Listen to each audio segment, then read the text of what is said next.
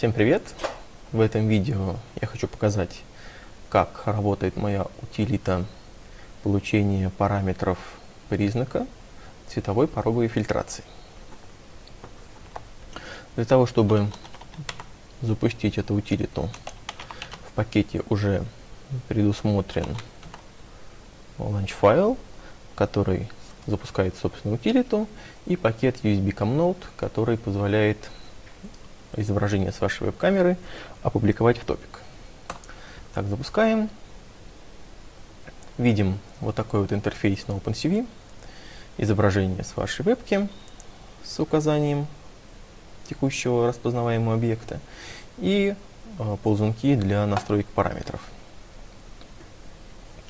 Сейчас, как можно видеть, параметры все в минимальном-максимальном положении. То есть любой цвет подходит под эту модель. Для тех, кто не знает, цвет определяется в пространстве HCV. Это Hue Saturation Value, или же на русском тон, насыщенность, яркость. Вот. Попробуем настроиться вот на такую вот бумажечку. То есть демонстрируем ее нашей системе и начинаем плавненько уменьшать допустимые рамки. Смотрим на изображение. По контуру и обрамляющим прямоугольникам видим, что сейчас детектируется с такими параметрами. Вот, и добиваемся того, чтобы у нас наш объект достаточно устойчиво распознавался. Вот, такие параметры в данном случае нас устраивают. За тем исключением, что появляются вот какие-то фантомные срабатывания.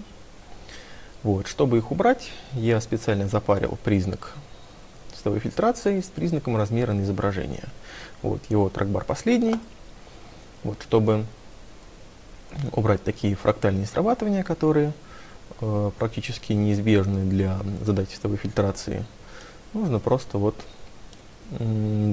передвинуть его на значение, когда они исчезнут. К сожалению, OpenCV-шные трекбары могут работать только с целочисленными значениями. Вот. Поэтому вот это вот значение нужно разделить на 100, и мы получим значение конкретного признака. То есть в данном случае это вот 1 с небольшим процент. Вот когда вас устраивает результат распознавания, нажимаем Escape. Приложение закрывается, USB-CamNote тоже убивается, и в консоли можно видеть описание ваших атрибутов с нужными параметрами, которые можно уже скопировать и вставить в вашу базу объектов. На этом все. Спасибо за внимание.